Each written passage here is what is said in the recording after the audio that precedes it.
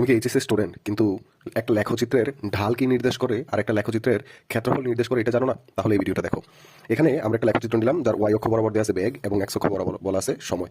তাহলে এই লেখচিত্রটা কার জন্য আসে? আমরা লিখতে পারি এটা ভি বেসেস টি এর একটা লেখচিত্র, ঠিক আছে?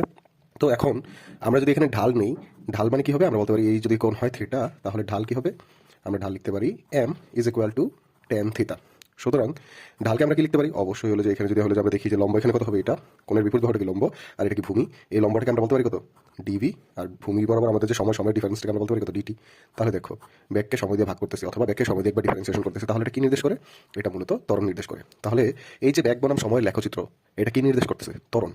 কিন্তু আমরা যদি ক্ষেত্রফল নিই তাহলে দেখো এখানে ও বিন্দু, এ বিন্দু, বি বিন্দু, এটা একটা ত্রিভুজ নির্দেশ করে। আর ত্রিভুজের ক্ষেত্রফল কত আসবে?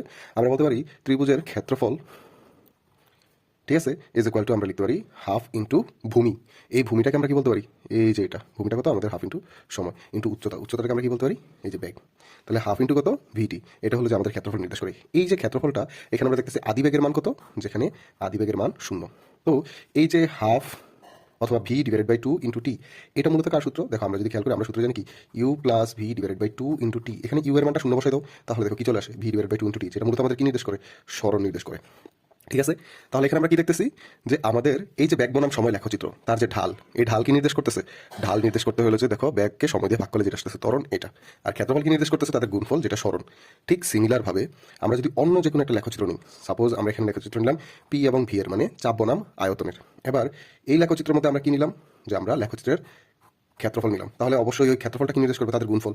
আমরা জানি যে চাপকে যদি আয়তন দিয়ে আমরা কি করি? গুণ করি, তাহলে ডিডব্লিউ ইকুয়াল টু পিডিভি, এটা আমরা কোন জায়গা থেকে পাই? আমরা তাপগতিবিদ্যা থেকে পাই। সুতরাং চাপ এবং আয়তনের যে লেখচিত্র বা যে গুণফল, এটা কৃতকাজ নির্দেশ করে। সুতরাং এই যে ক্ষেত্রফল, এটা কি নির্দেশ করবে?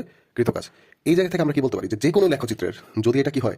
ঢাল, তাহলে এটা কি নির্দেশ করবে? এটা নির্দেশ করবে ভাগফল। আর ক্ষেত্রফল এটা কি নির্দেশ করবে? এটা নির্দেশ করবে গুণফল।